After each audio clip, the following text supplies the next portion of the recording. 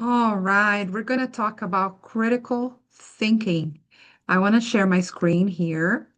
We have a lot of good vocabulary to go through here related to critical thinking. We talked a little bit about what critical thinking is, how important it is that we continue to develop critical thinking. And as we study this topic, we are also gathering a lot of new vocabulary, right? A lot of really good vocabulary here. I'm going to go back and go through a few words that we read about together. We solved a few of these sentences, and I have them right here. This is the answers already, okay? Where we checked all these new words that are in bold, bold meaning negrito, right? All these words that are highlighted there for each sentence. So I'm going to read the sentence again for us to think about each topic. And then we're also going to relate the word, the new word, with a synonym, with another word, another vocabulary. Why? Because these words, we're going to be able to see them later when we watch a video talking about different types of logic fallacies. You're going to understand what that means soon, okay? So here, let's focus on these sentences first. First, we're going to remember the words that are being used here, and then we'll talk a little bit about the meaning itself, okay? And also, if we agree, if we don't agree, what we think about it, we're going to break down the meaning of each sentence in a few minutes, okay? Here we go. Here we have accepting, letter A, accepting valid arguments rather than seeing them as a personal attack is rather uncommon nowadays. Accepting valid arguments. Valid, very similar to Portuguese. Valid arguments, argumentos válidos. We have another word for that, sound arguments. Yes, the word sound as an adjective, okay? Not as a noun, okay? Noun, substantivo, noun, is the word som, sound, som. Here, as an adjective, a sound argument, a valid argument, an argument that makes sense, an argument that's logical, okay? That is a good argument, right? So the idea of letter A here, we have when we accept, or not us, but in general, people, for people to accept a valid or a sound argument, when they might not agree with it, they might not really agree with the argument. Um, and understand that, understand the person's opinion, rather than receive that as an attack, is something that is very rare nowadays, right? It's really hard to find people. It is rather uncommon for you to see people that will accept an argument that is logical, that is valid, that's a sound argument, even if they don't agree with it, okay? And then not see it as a personal attack, right? The fact that you have a different opinion and that you have a very logical opinion, but you disagree with me is okay. That is okay. A lot of people don't act like that nowadays. That's rather uncommon for that to happen. Okay, so letter B now. We have another statement here. We have most politicians deliberately use flawed reasoning to mislead people. Let's understand this one too. The word that is highlighted here is flawed. So we have a flaw. A flaw is a defect, right? Or a limit or something negative. For example, if you have a flaw in your character or a flaw in your look, there is a defect. There is something that is not ideal. Okay? That's the synonym for faulty. Faulty reasoning. Reasoning is how you think about things. Okay? Your line of thought, your ideas that you're reasoning. Okay? So, what it's saying here is that most politicians, they deliberately, or in other words, on purpose, they use flawed or faulty reasoning. They use the kind of line of thought that are full of problems, full of holes, and they do that in order to mislead people, in order to deceive. What does deceive mean? To deceive someone is when you're trying to fool them. It's like you're trying to guide them in the wrong direction on purpose. You know, you manipulate a truth, right? Or you can cover up a truth, something that's true, and then you present it maybe just halfway. You present it with some mistakes. In other words, you're presenting that idea in a flawed way, with flawed reasoning. And a lot of politicians do that to mislead people. Do they? Do you agree? Do you disagree? Do you think a lot of politicians really do try to give you the wrong ideas or maybe give you half truths or manipulate the truth in order to guide people the wrong way? Do people do that? Do politicians do that? It's a matter of opinion, right? Do you agree? Do you disagree? Another one here for us to think about too. Do we agree with this statement? Do we not agree with it? Is opinionated people are more likely to reject an argument without giving it proper thought. Let's think about this here. The main word we have there is reject. Very, very similar to Portuguese reject, dismiss. Okay, same idea, synonyms. When you're dismissing an idea, you're like, no, you're not taking it into consideration. You're dismissing that idea. So people who are full of opinion, they think they know everything, right? They have a tendency, or they are more likely to dismiss an argument without even giving it proper thought, without even trying to think about it. Does this person really, what do they say? Is it true here? Um, does it make sense? What this person's trying to say, does it make sense? No, they don't do this. They're like, I don't agree. And they dismiss the idea. Is this true or not? Do you agree? Have you seen people that are full of opinions and they don't really try to listen to other people's arguments? Maybe you have, maybe you haven't. I think in general, that can be true, right?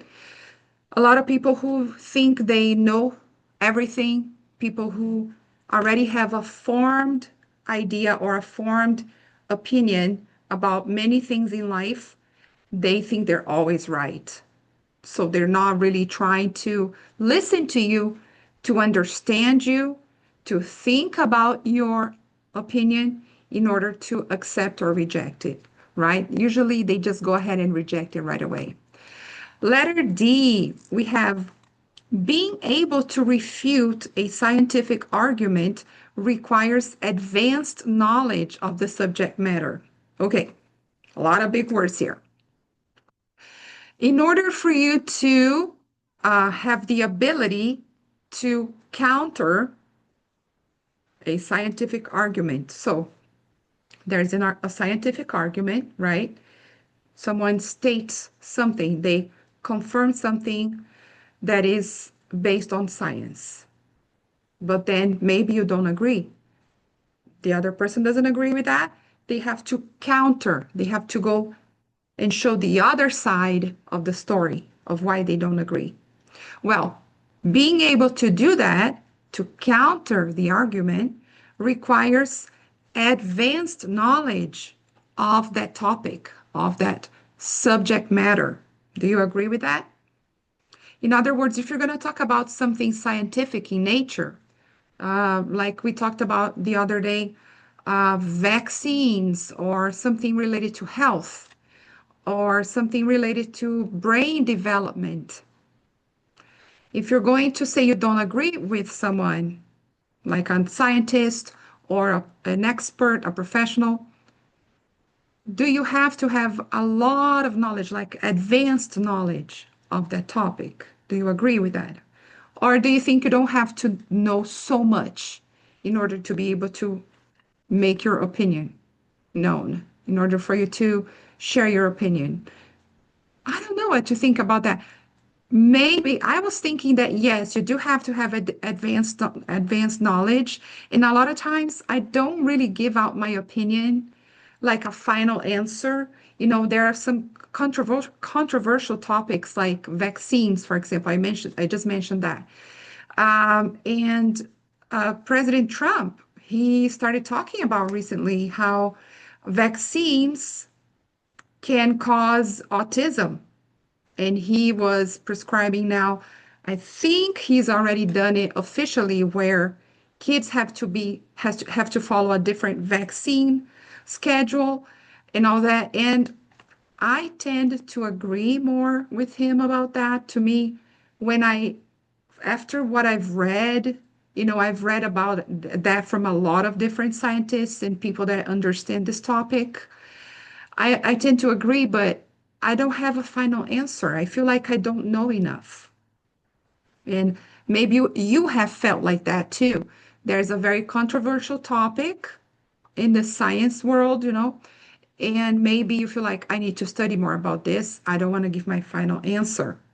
Or maybe you could think, you know what? I know that I don't know enough. I don't know everything in a very deep way, but at the same time, I could say that uh, on this topic here, about this scientific topic, I know enough just to say if I agree or don't agree. I don't need to know everything about it. We will never know everything about it. What I have of information is enough.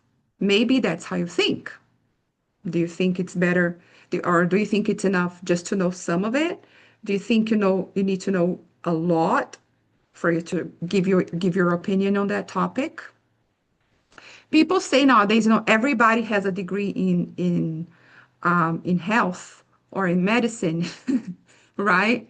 Everybody has a degree in medicine because if you have a question, you go to Google and then you spend hours searching that topic, and then you feel like you know everything there's to know. It's possible. Who knows?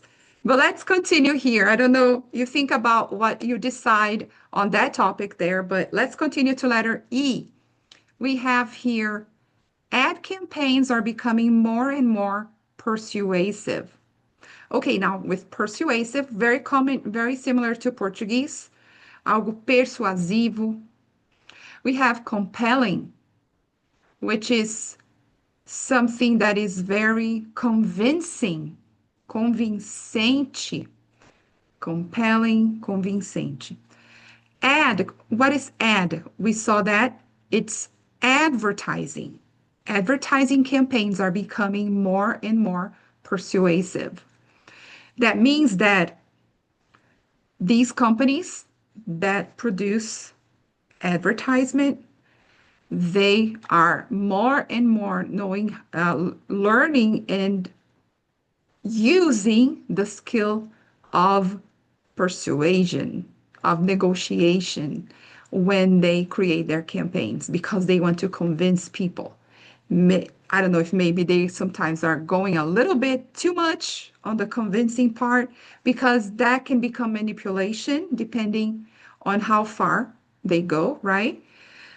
But do you agree? Do you think companies are more and more nowadays becoming more compelling when they create their ads? Honestly, I think they are. I think companies are more, how can I say? I think they are. more complex now. They know how to be more savvy, like how to be smart about using that skill, you know? Let's see letter F here. Children should study logic at school to be able to assess whether other people's opinions are reasonable. Assess, this is a very, to me, can sound almost like it's a little bit, um, it's a word that can be tricky because it doesn't make much sense in Portuguese. To assess, you feel like it's going to be something else, but it's actually to test. Assess, avaliar, testar algo. Okay? So it's a very formal verb and it compares to evaluate. They are synonyms. You can say someone is going to be assessed or someone is going to be evaluated. Same thing. I need to take an assessment. I need to take an evaluation. Okay, both of them, now I did the noun, right? But both of them, they are synonyms, okay? So, do you agree? Do you think that children should study logic in school so that they can really judge what people are saying to them to see if what they're saying is reasonable or if people are trying to manipulate them? Maybe, maybe not. Last one here, arguments about sensitive issues like personal beliefs get emotional by definition. Once you start talking about very sensitive topics that are very close to what people believe, like their core belief, their deep belief, um, these topics can bring out a lot of emotions just naturally, right? And here we have these two words. Instead of the preposition about, we have concerning. Concerning a topic concerning an argument concerning sensitive issues, or an argument about sensitive issues, an argument um, that talks about sensitive issues, right? Related to sensitive issues, can bring a lot of emotions, right? Can bring out a lot of emotions. Maybe.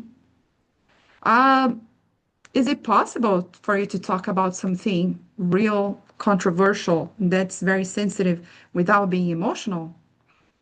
Maybe not. I think we all have some of our passion when we talk about sensitive things that are close to our beliefs. But let's go on here. So these are the main sentences that we need to think about, right? Look at these arguments here. Tell me if you think they are sound. Remember, we used that in the beginning? An argument that's logical, that makes sense. Let's think about, do they make sense?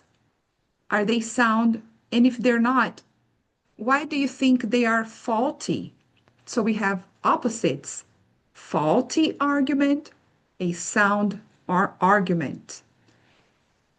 Okay, what do you think? Is it a faulty one? Is it a sound argument? If it's a problematic argument, how do you refute? How do you counter that? Right? How do you go against that? That's what we're going to think about here. Look at the first one. We need to stop using cars, otherwise the planet will be doomed. Let's look at the words first. We need to stop using cars. That's a crazy proposition. Do you think it's a sound argument? Could people just, everybody stop using cars? That doesn't sound very logical, right? And what's the reason here? Otherwise, porque senão, né? Senão, otherwise, the planet will be doomed, will cease to exist. It will be over. The planet will be over. I don't know. I don't know if we can go that far. So how could I refute it? If I think this is a faulty argument, I would refute it by saying, for starters, we can't stop using cars. That's not logical, right? Let's look at the next one. Having all documents in print has always worked fine for us, and yet she wants to change that. Okay, so that's like a typical comment we could hear at work, when people are bringing changes, and then someone comes and says, "Oh, we've always done it this way," right? It's always worked fine this way. Is that logical? Can we say, "Oh, because it's working fine, we don't need to change it"? I don't know if it's logical. What do you think? Should we refute that? Is that a faulty argument? We need to really think about it because we naturally don't want to change, right? We naturally are against change. So, when someone brings something new, many times our line of thought doesn't really make sense. It's just that we don't want the change.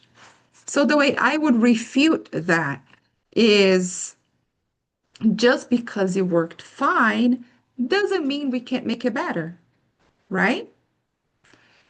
The other one, my wife reads a lot of books about healthy living, and she says that drinking coffee is bad for you. Is that a sound argument? I don't think it's a sound argument because she, even though she's read a lot of books about it, which is great for her, she's not really an expert, okay? Who knows what kind of books she read, right? And then when you say coffee is bad, what does that mean coffee is bad? In what sense? Does it mean how much coffee, right? If we don't have the details, we can't just make a general statement like that, right? Oh, just because she read books about it, then all coffee is bad. All quantities of coffee are bad for you. We can't generalize, in my opinion. Just giving my opinion. That's how I would refute that. Okay? All right, the other one. If you don't do your homework, you'll fail the course. If you fail, you won't graduate. This in turn will lead to limited job prospects and eventually a life of poverty. Wow. So it's like a chain. This will happen, and this will happen, and this will happen, this will happen, this will happen. Is that a sound argument? Maybe you think it's a sound argument because you think that's the natural consequence. You don't do your homework, you you don't pass the course, you don't graduate, you won't get jobs, and you'll be poor. Me personally, I would refute that as being a not an illogical argument. Okay? Why? Because in my opinion, it's not a guaranteed result. We cannot say that if you don't do your homework, for sure you'll be poor. We cannot say those things will happen 100% guaranteed because a lot of people who didn't do their homework later on had a really good life. So we cannot, again, generalize, right? And that's how I would refute that argument. I don't know about you. Now, the next one, you voted for Mr. Smith regardless of the fact that he won't allocate more funds for education. You must hate children. Wow. Is that logical? Is that a sound argument? I'll look at that word. Is that a sound argument? Just because you voted for someone and that person did something you didn't agree, does that mean that you hate kids? Right? Because a lot of times we vote for someone and it doesn't mean we're going to agree with every little thing they do, right? And if the fact they couldn't put money towards education, they might have had their reasons, right? But we can't say one thing is not the same than the other. We can't say no money for education, you hate kids, right? Those two do not necessarily connect, right? So we would have to refute that. How? Saying that, first of all, we don't control every single decision are the people that we vote for. And second, that the lack of funds does not mean that you hate kids, right?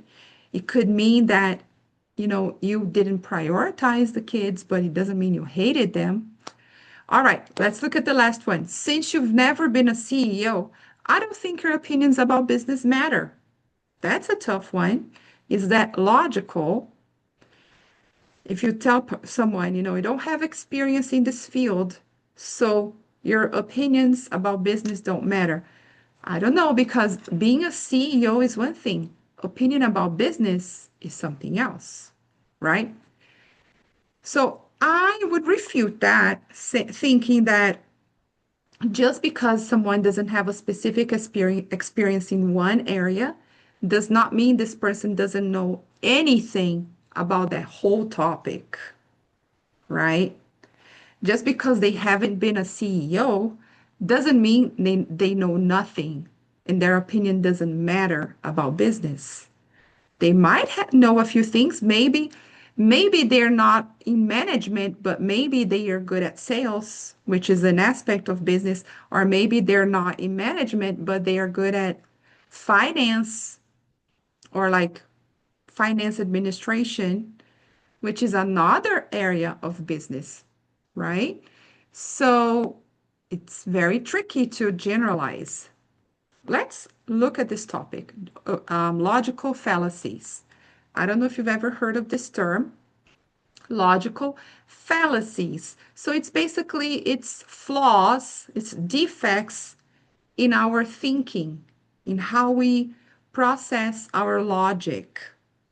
A lot of times, depending on how we grew up, if we didn't develop the critical thinking that we were talking about, maybe we get to conclusions that are not logical. It's very common. I do it, you did do it. Everybody's done it at one point, okay? So let's watch this video together. I'm going to stop sharing and then I'm going to share again so it can have sound. And then you're going to notice some of this vocabulary. You're going to notice the descriptions of logical fallacy, okay? Just one moment.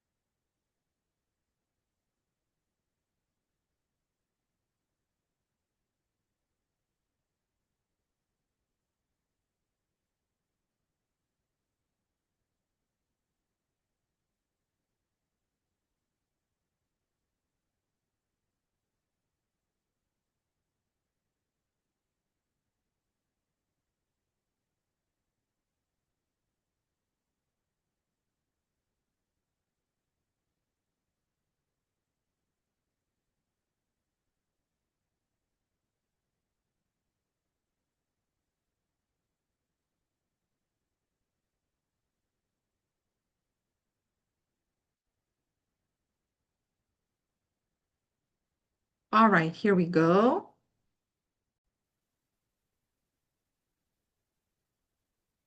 All right, here we go. Let's watch this.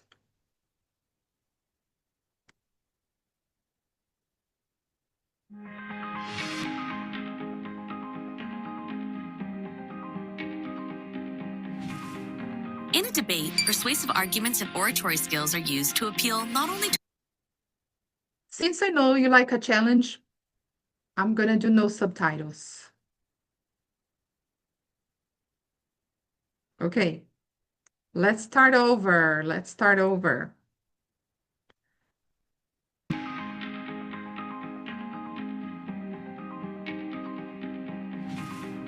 In a debate, persuasive arguments and oratory skills are used to appeal not only to our rational side, but also to our emotions.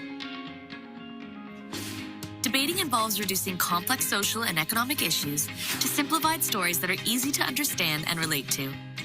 Promises and claims made during a debate are often based on facts, but disagreements can arise regarding how these facts are interpreted and presented, and which facts are most important. A logical fallacy is a faulty argument. A claim may sound convincing in the moment, but if you stop and examine it, it does not stand up to the test of logic. There are many kinds of logical fallacies, and it is important to be able to recognize them and not be persuaded by them.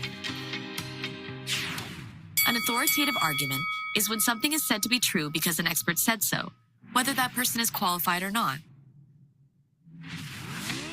16-year-olds are way too young to vote. My sister is a teacher, and she says her students are way too immature and unknowledgeable about politics. A slippery slope is when someone argues that a small change will have a disastrous impact. If we allow a skate park to be built in our town, there will be punks roaming the streets at all hours. We'll never have peace and quiet again. An appeal to tradition is when something is argued to be true because it has always been that way. Back in my day, we had to walk uphill to get to school, both ways. If we fund public transit for our local children, we are dooming them to a life of laziness. A personal attack is when an opponent's arguments are ignored and they are attacked personally instead. I am committed to fighting for clean air in our community. Give me a break. Have you seen the size of this guy's pickup truck? What does he know about protecting the environment?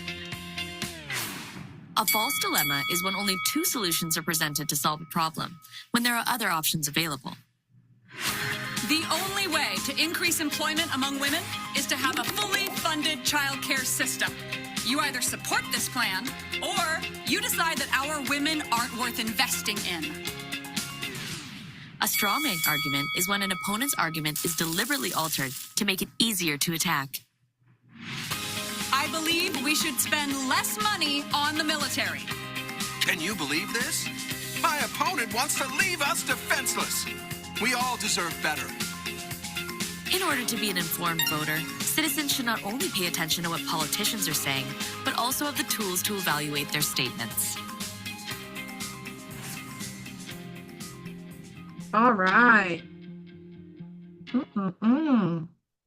Very, very interesting. So we see there, when we're talking about critical thinking, we have to be careful of these tendencies, right? Those are all different categories of what we talk about here, of logical fallacies, okay? So based on that, let's develop some ideas here.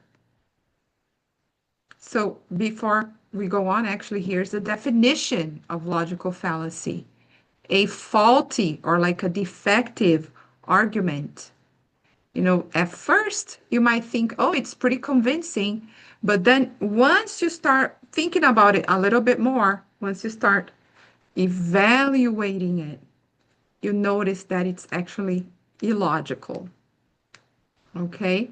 We saw that in the video. We already watched the whole thing, and we already saw the different categories. So here we have 6 different categories of how we can present logical fallacies. Okay?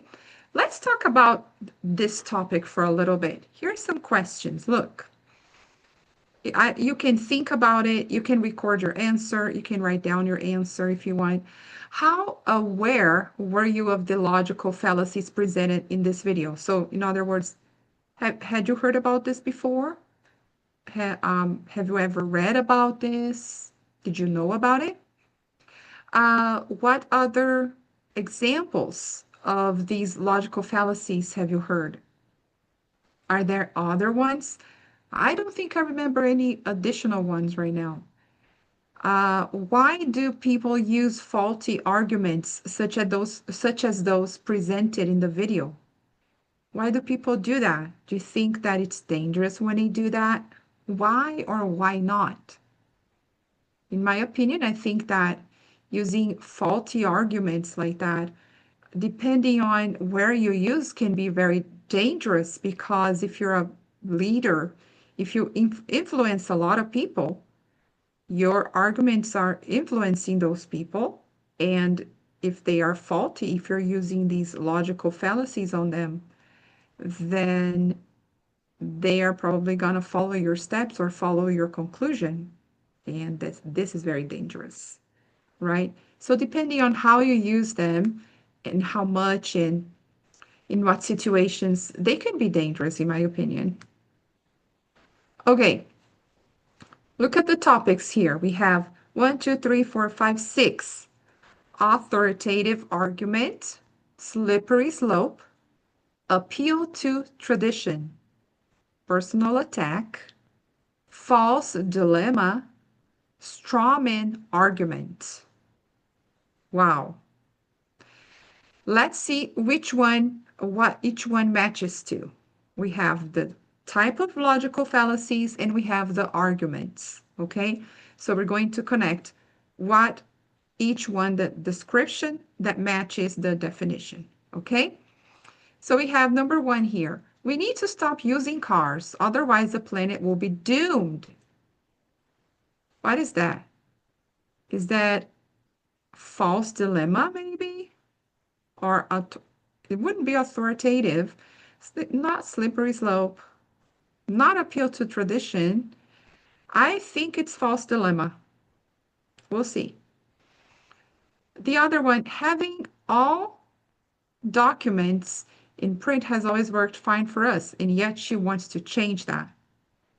Okay, so this one is appeal to tradition. We've always done it this way, and now she wants to change it, right? That idea, we've always done it this way, that's tradition, right? Number 3, my wife reads a lot of books about healthy living, and she says that drinking coffee is bad for you. This one, they're using their wife as the expert, right? Because she read those books. So that one for sure is authoritative argument. Number 4, if you don't do your homework, you'll fail the course. And if you fail, you won't graduate. This in turn will lead to limited job prospects and eventually a life of poverty. It's like one thing after the other, and it's a tragedy, right?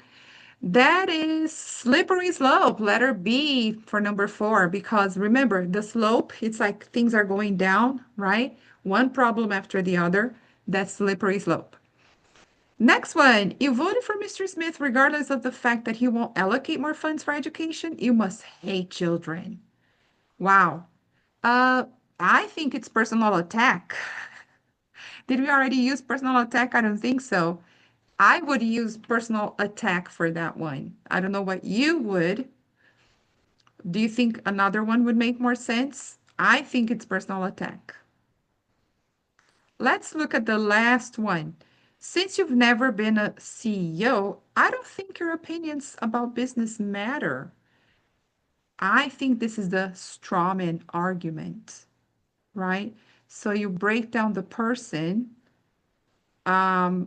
with an argument, right? You're breaking down the person, you're shutting them down. Let's see if I got that right. And let's see if you got it right.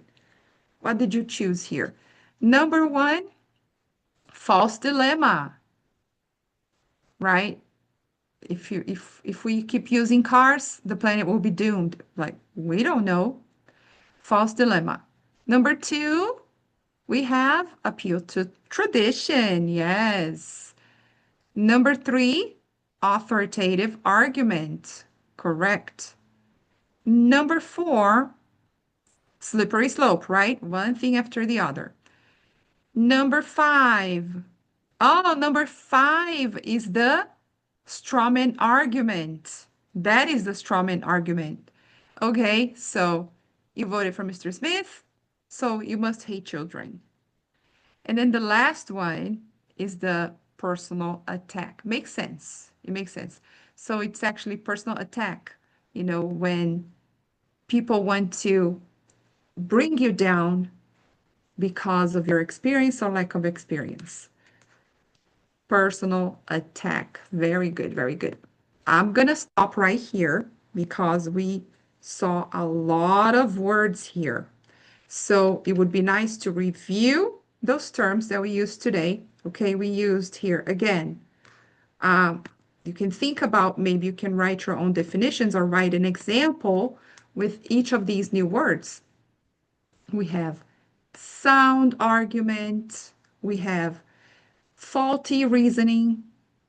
We have to dismiss an argument. We have to counter an argument, to go against the argument, to counter an argument. We have a compelling argument, right? Convincing, compelling. We have to evaluate. Remember that other word, to assess? Yeah, when you're going to judge a situation, you evaluate the situation. And then the last one, we have concerning. Concerning an argument or concerning a topic, right?